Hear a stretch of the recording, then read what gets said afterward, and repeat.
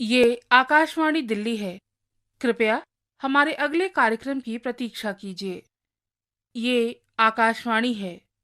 रूपकों के अखिल भारतीय कार्यक्रम में प्रस्तुत है आज़ादी का अमृत महोत्सव के अंतर्गत प्रथम स्वाधीनता संग्राम में मध्य गंगा घाटी से जुड़े कुछ अमर सेनानी और उनकी स्मृतियां ताज़ा करते हुए कुछ स्थलों पर केंद्रित रूपक प्रथम संग्राम और गंगा का रणदर्शन। आलेख अमित राजपूत। प्रस्तुति डॉक्टर संजय सिंह वर्मा।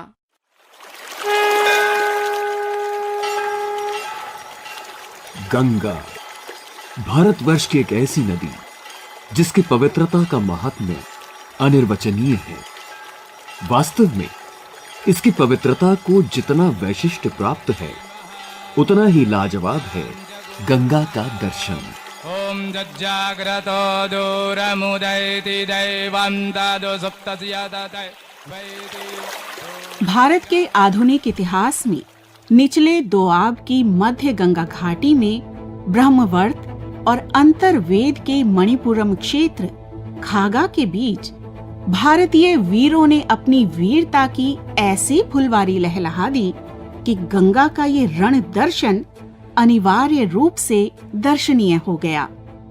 यहाँ शहीदों के जिस्म से निकला लहू का एक एक कतरा पूरे रण क्षेत्र में अपनी खुशबू बिखेरता है। देश प्रेम और अपनी मातृभूमि के लिए स्वयं को न्योछावर कर देने और अपने बैरियों का लहू पी जाने वाली रक्त प्रियता यहाँ की फिजाओं में है। इसकी साक्षी है गंगा।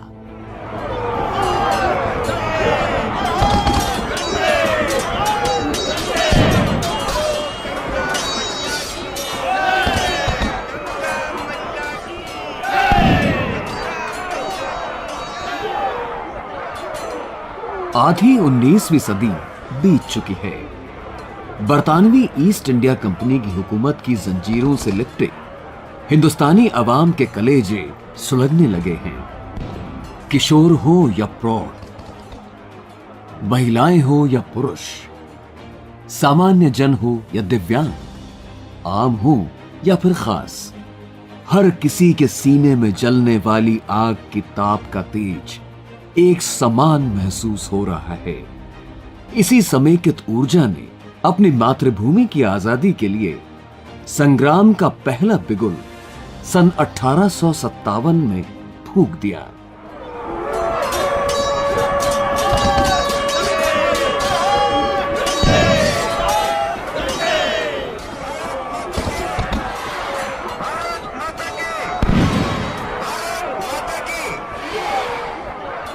भारत में आजादी के लिए लड़े गए इस पहले संग्राम के नाद ने पूरी दुनिया का ध्यान अपनी ओर आकर्षित किया। इस क्रांति का सबसे प्रमुख केंद्र बना मध्य गंगा घाटी का मैदान। इसी मैदान पर आजादी की पहली लड़ाई का सबसे खूंखार और नरसंहारक युद्ध लड़ा गया, जिसमें अंग्रेजों की सेना का नेतृत्व कर रहा था स्कॉटलैंड का सबसे मजबूत और अपराजय सेनापति ब्रिगेडियर जनरल हैवलॉक।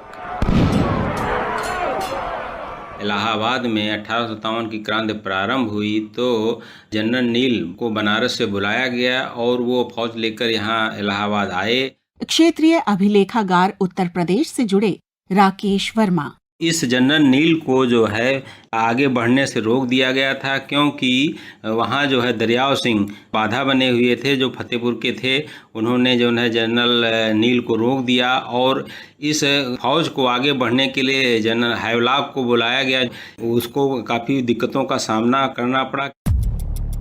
इलाहाबाद से पश्चिम ब्रह्मवर्त यानी आज के बिठूर में धोंडूपंत नाना साहेब पेशवा का राज्य था। पूरब में वो दरियाव सिंह लोधी की तालुका खागा के कारण सदैव सुरक्षित बना रहा। लेकिन जब दरियाव सिंह की गढ़ी को भेदकर बिठूर पहुंचने के लिए कंपनी सरकार ने हैवलॉक को मध्य पूर्व से मद्रास रेजिमेंट बुलाया तो मध्य गंगा घाटी का समूचा रण क्षेत्र सतर्क हो गया।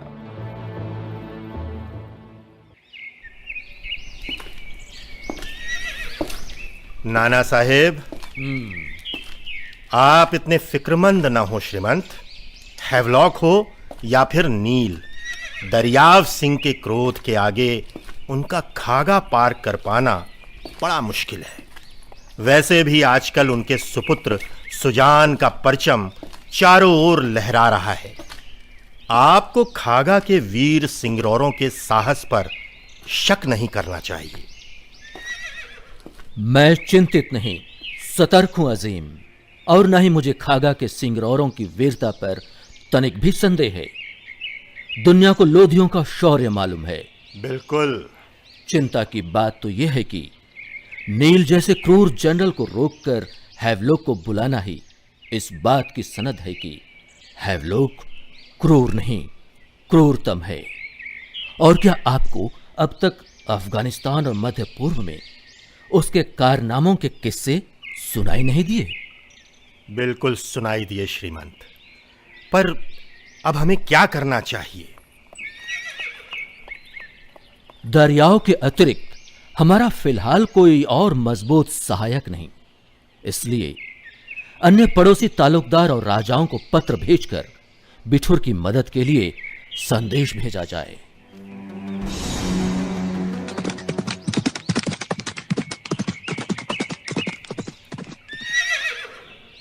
आओ अजीम, आओ। कहीं से किसी का कोई जवाब आया?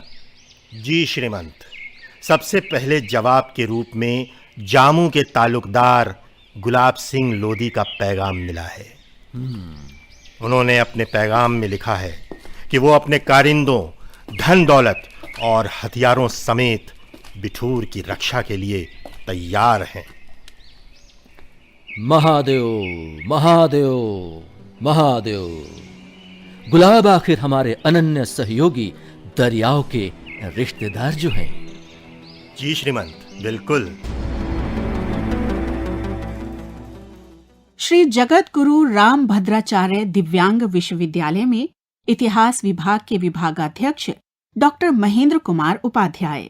जॉन काई के नोट्स में ऐसा उल्लेख मिलता है कि जामू के तालुकदार गुलाब सिंह लोधी ने लखनऊ के एक साहूकार के हाथों नाना साहब पेशवा को पैसे सबसे पहले भिजवा दिए थे, अन्य मदद वो बाद में भेजते रहे।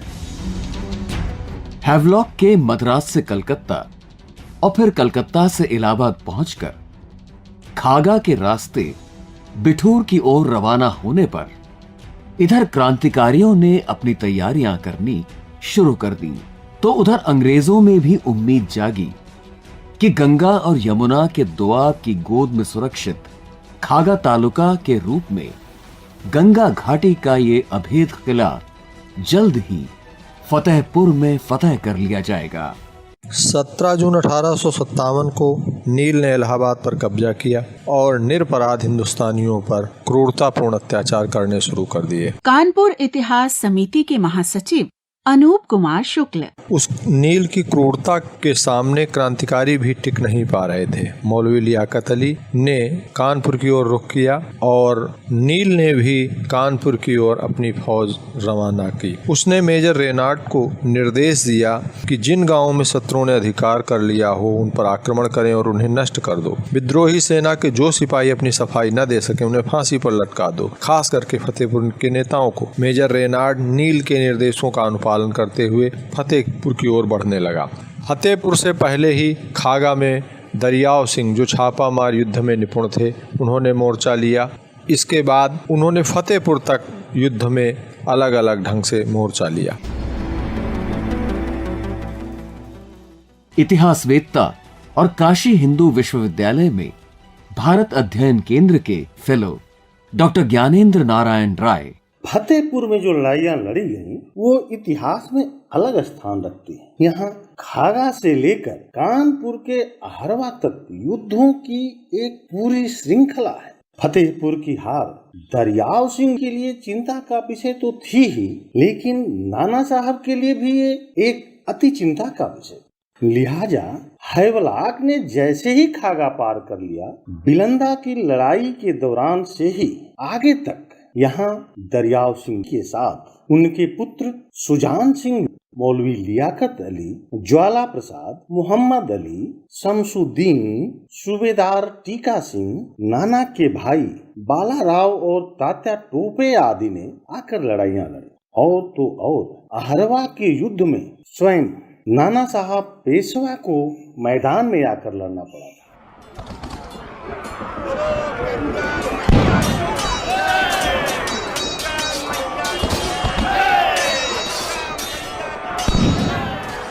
यूं तो अहरवा के युद्ध के बाद हैवलॉक कानपुर में प्रवेश कर जाता है, लेकिन कानपुर में उसका प्रवेश इतना आसान नहीं था।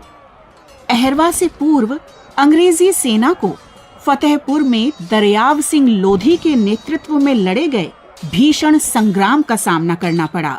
मसलन बिलंदा का युद्ध, बेरोई का युद्ध, फतेहपुर नगर का युद्ध, औंग का युद्ध और पांडु नदी का प्रथम युद्ध अकेले जनपद फतेहपुर में लड़े गए। फतेहपुर के पत्रकार प्रेम शंकर अवस्थी। हैवलॉक की सेना ने यहाँ जिस प्रकार का नरसंहार किया वह विश्व इतिहास में आलोचना का पात्र है। नरसंहार का आलम ये था कि अंग्रेजी सेना लोगों का कत्ल करके उन्हें पेड़ों पर इस तरह से टांग देती थी कि नीचे जमीन से जंगली सुअर और कुत्ते उनको नोच नोच कर खाते थे। सन 57 की क्रांति में जितना खून यहाँ बहा शायद कहीं बहा हो। जैसी लड़ाइयाँ यहाँ लड़ी गई उसका इतिहास अभी पर्दे पर है। बेहतर ये होगा कि गंगा घाटी के इस रण के दर्शन लोगों को सुलभ हो, इस वास्ते यहाँ एक रिवॉल्यूशन कॉरिडोर बने जिससे लोग भारतीय क्रांतिकारियों के तौर से परिचित हो सके और इस घाटी के स्वर्णिम इतिहास को जान सके। एक भगत की बात बताए, एक भगत की जहूं और सब और दिशा से लाली छाई रे, जुगनी नाचे चूनर ओढ़े खून नहाई रे, सब ओरो गुलाल पुत गयो बिपदा छाई रे,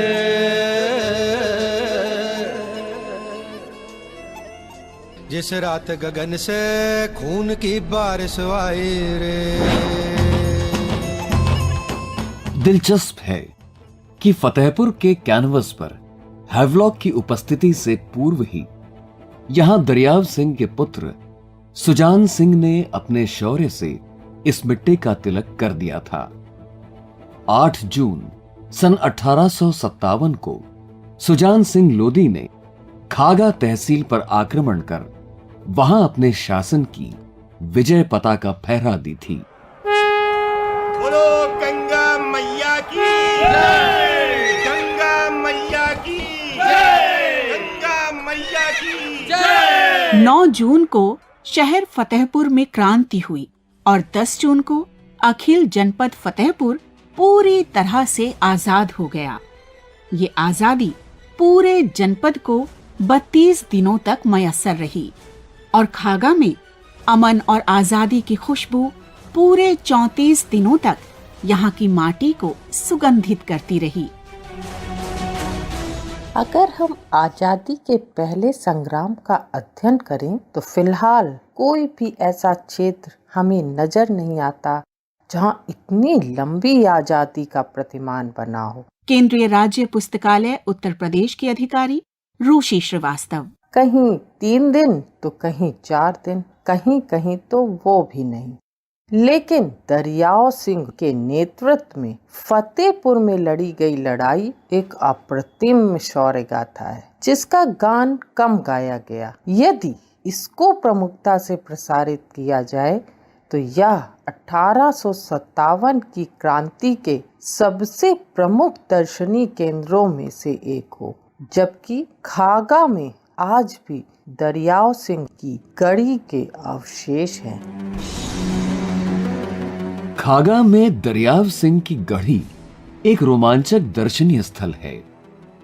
इस गढ़ी में लाखौरी ईंटों से बने उनके महल की दीवारों के 2 भग्न मौजूद हैं। इनमें से दक्षिण दिशा की ओर की दीवार छटकर एक स्तंभ के आकार में आ गई है, जो जनपद के स्वतंत्रता संग्राम के प्रतीक चिन्ह के तौर पर जानी जाती है। दूसरी दीवार आग्नेय दिशा में मौजूद है। इन दोनों भग्नों के बीचों बीच दरियाव सिंह के 5 शहीद परिवारजनों के विग्रह हैं। प्रवेश द्वार की एकदम सीध में आजादी के दीवाने योद्धा सिंगरौर, सिरमौर, कुलभूषण, अमर शहीद दरियाव सिंह की एक प्रतिमा है। उनके सिर पर पगड़ी, हाथों में तलवार, कमर में बंदूक की गोलियों का पट्टा और गले में रुद्राक्ष की माला वर्णित है। गढ़ी के इस परिक्षेत्र में उत्तर प्रदेश के संस्कृति विभाग का एक बोर्ड लगा है, तथापि यहां पर्यटन संबंधी गतिविधियां नहीं देखने को मिलती। स्वामी ब्रह्मानंद पुरस्कार से विभूषित शिक्षाविद और इतिहासकार डॉक्टर अरुण प्रकाश। कुछ साल पहले एक कार्यक्रम के सिलसिले में मेरा खागा जाना हुआ। यह क्षेत्र अपने केंद्र से लगभग 16-17 किलोमीटर के क्षेत्रफल में पर्यटन की दृष्टि से अत्यंत उर्वरा है। यहाँ मैंने योद्धा दरियाव सिंह के कर कमलों द्वारा प्राण प्रतिष्ठित श्री हनुमान जी महाराज के दर्शन किए। वह अद्वितीय विग्रह है। इसके अलावा यहाँ माता छिन्नमस्तिका, गौरैया देवी, चतुर्भुजी देवी तथा लगभग 5वीं-6वीं शताब्दी में स्थापित खेमन देवी का मंदिर है। सभी जीर्णोद्धार लायक हैं। यहाँ ऋषि पराशर की गद्दी है, बीरबल का निहाल है, जिसके पास किशनपुर का घईहल बहुत प्रसिद्ध है। पत्रकार शिरोमणि गणेशशंकर विद्यार्थी का पैतृक घर भी यहीं है। जयचंदी मस्जिद है। इसके अलावा अति दुर्लभ जड़ी रुद्रवंती, जो कि केवल उच्च हिमालय में प्राप्त होती है, यहाँ विपुल मात्रा में होती है। इस प्रकार यदि गंगा जमुना की सुंदरता वाले दोआब में बसे खागा को पर्यटकीय दृष्टिकोण से विकसित कर दिया जाए तो यहाँ पर्यटकों के लिए अनेक चीजें हैं। खागा में ठाकुर सुजान सिंह लोधी ने 8 जून को आजादी का जो गुलाल उड़ाया, उससे मध्य गंगा घाटी में उतरते जेठ में भी वसंत आ गया था। आकाश से आ रही तपती धूप अब मखमली सी जान पड़ती थी। लोगों ने आजादी का स्वाद चखा तो उनमें उमंगे समाती जा रही थी। इसके चलते उनका उत्साह देखते ही बन रहा था। आरंभ है प्रचंड बोल मस्तकों के झुंड, आज जंग की घड़ी की तुम गुहार दो। वान वान शान या की जान का हो दान, आज एक धनुष के बाण पे उतार दो। आरंभ है प्रचंड। क्रांतिकारियों का ये उत्साह फतेहपुर के साथ साथ बिठूर समेत पूरे कानपुर में भी था। उनके कलेजे पहले से अधिक मजबूत हो गए। क्रांतिकारियों के उत्साहित नवदलों में एकता और उल्लास गहराता जा रहा था, जिसका फलन गंगा में कानपुर के सत्ती चौरा घाट पर 27 जून को सिद्ध हो गया। जनरल नील ने बनारस से इलाहाबाद के रास्ते में जो भी भारतीयों पर अत्याचार किए, क्रांतिकारी उससे उद्वेलित थे। कानपुर इतिहास समिति के महासचिव अनूप कुमार शुक्ल। वह सभी अत्याचार ही सत्ती चौरा दुर्घटना के प्रमुख कारक बने। जनरल नील ने गांव के गांव जला दिए, गर्भवती महिलाओं की निर्मम हत्याएं करवाईं, बच्चों को संगीनों से गुदवाया। इस प्रकार के अत्याचारों की सूचनाएं इलाहाबाद, खागा, फतेहपुर होते हुए कानपुर तक पहुंच रही थी। लिहाजा इसी टेम्परामेंट से क्रांतिकारी प्रतिकार करना चाहते थे। 27 जून को उनको अवसर मिला जब सत्ती चौरा घाट से अंग्रेज विदा किए जा रहे थे। पूर्व योजना के अनुसार 40 नावों पर अंग्रेज सवार हो गए, मल्लाह बैठ गए और अचानक से बिगुलनाद हरदेव मंदिर से हुआ। बिगुलनाद होते ही मल्लाह नाव से कूद गए और दोनों ओर से गोलीबारी और इधर क्रांतिकारियों से जलते हुए तीर आदि छोड़ने से नाव में आग लग गई और लोग आपस में एक दूसरे को मारने लगे। नाना साहब को जब ये संदेश मालूम हुआ तो उन्होंने तात्या और अजीमुल्ला को निर्देश दे करके रुकवाया। वहाँ पर अंग्रेज महिला और बच्चे लगभग 125 की संख्या में बचे। सत्ती चौरा घाट की यह घटना बड़ी मशहूर है, जिसमें अंग्रेजों की अपार क्षति हुई। भारतीय प्रतिशोध के चिन्हों को देखने के लिए यह जगह पर्यटन की दृष्टि से महत्वपूर्ण स्थान रखती है। यहां बने चबूतरे पर बैठकर गंगा का पाट निहारने पर वो पूरी घटना बरबस ही आंखों के सामने से तैर जाती है। इस घाट को आज लोग मैसेकर घाट के नाम से जानते हैं। The boats have moored on the shore. All of you sit carefully. Getting a proper departure seems a bit difficult. The children are suffering on this hot June afternoon. You boys, hurry up!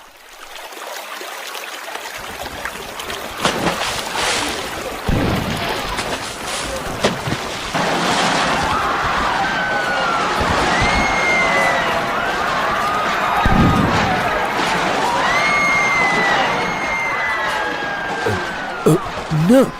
Why did all these boatmen leave their boats and jump into the river? It seems there is some conspiracy. Shoot at the sailors! Shoot!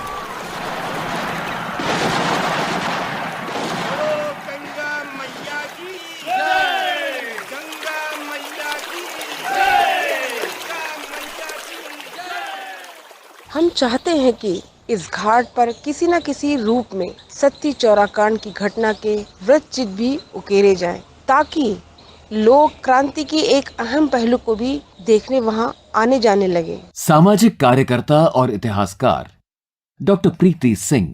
इससे पर्यटन को भी बढ़ावा मिलेगा और लोग इतिहास से भी रूबरू हो सकेंगे। सती चौरा की घटना ने अंग्रेजों की आंखों में खून ला दिया था। बौखलाए अंग्रेजों ने हिंदुस्तानियों को हर संभव नुकसान पहुंचाने का इरादा बना लिया। इसको अंजाम देते देते उन्होंने आज के नाना राव पार्क में लगे एक बूढ़े बरगद के पेड़ पर लगभग 135 हिंदुस्तानियों को सूली पर लटकाकर मार डाला।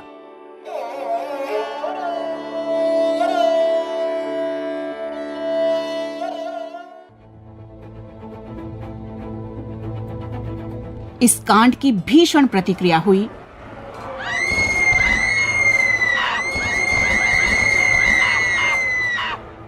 Federation of Indian journalist and activist के चेयरमैन और पत्रकार शांतनु त्रिपाठी।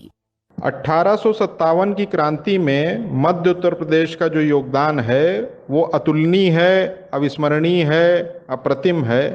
कानपुर के बिठूर से लेकर नाना राव पार्क तक जो यहाँ पर अंग्रेजों से मोर्चा लिया गया वो कभी भुलाया नहीं जा सकता है। लेकिन आज स्थिति ये है कि जो हमारी क्रांति के प्रतीक चिन्ह हैं जैसे बीबीगढ़, नाना राव पार्क, वहाँ पर अब स्विमिंग पूल और मेमोरियल वेल के आगे स्केटिंग रिंग वगैरह बन गया है। बूढ़े बरगद के स्थान पर भी सिर्फ एक इबारत लिखा एक पत्थर लगा है, जबकि इसे यदि पर्यटकीय दृष्टि से विकसित किया जाए तो ये बड़े महत्व का है। रेवोल्यूशन कॉरिडोर जैसी यदि कोई योजना बने तो इसके साथ यहाँ पर्यटन और विकसित होगा। मध्य गंगा घाटी की लड़ाई में संग्राम का सबसे बड़ा योद्धा, जिसने अपनी सभी लड़ाइयों को मिलाकर लगभग 500 से अधिक युद्ध लड़े, उसकी स्मृतियों के दर्शन भी सबसे अहम पहलू हैं। वो योद्धा हैं वीर तात्या टोपे।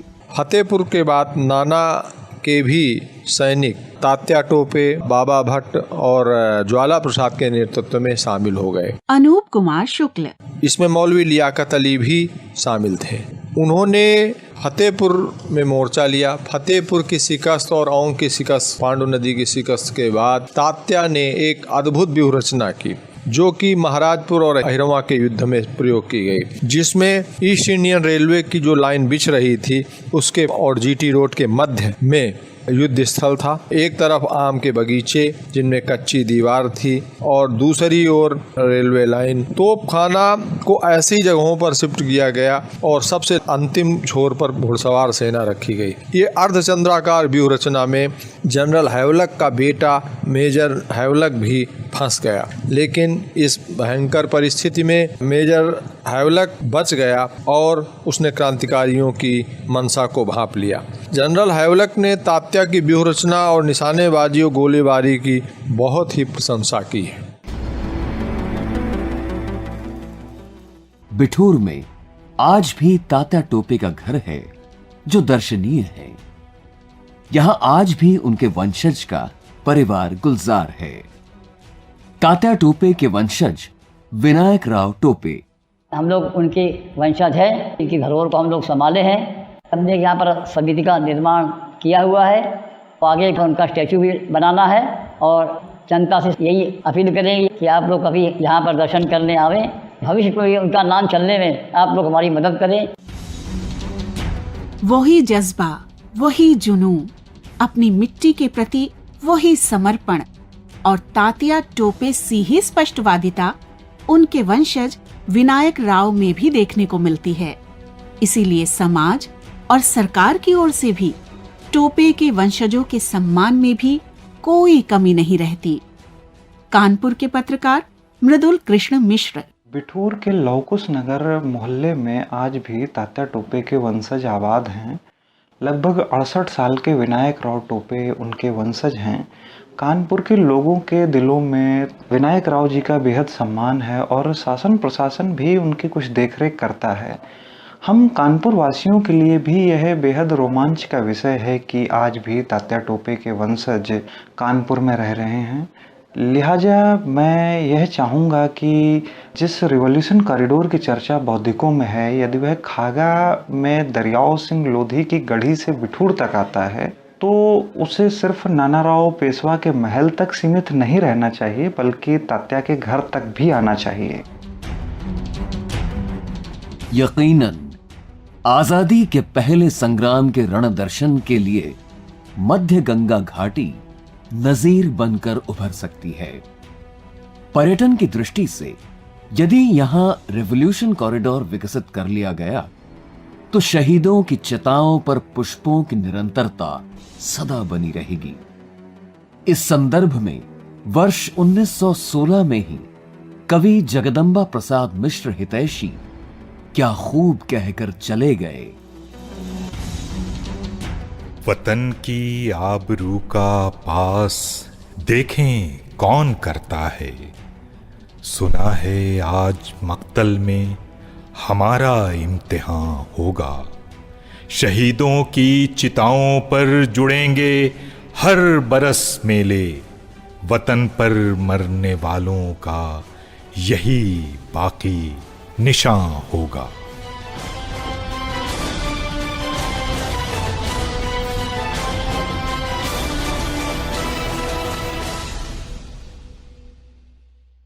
प्रथम संग्राम और गंगा का रणदर्शन।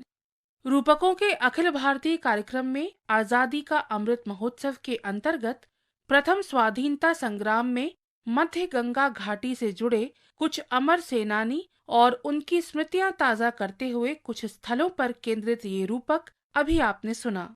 आलेख अमित राजपूत, वाचन स्वर नीलम मलकानिया और मनोज माइनकर, नाट्यांश स्वर अभिनय श्रीवास्तव, मनोज माइनकर, नीतीश अरोड़ा, कमल किशोर, नोमान शौक, संगम कैथ और मुरारीलाल सैनी।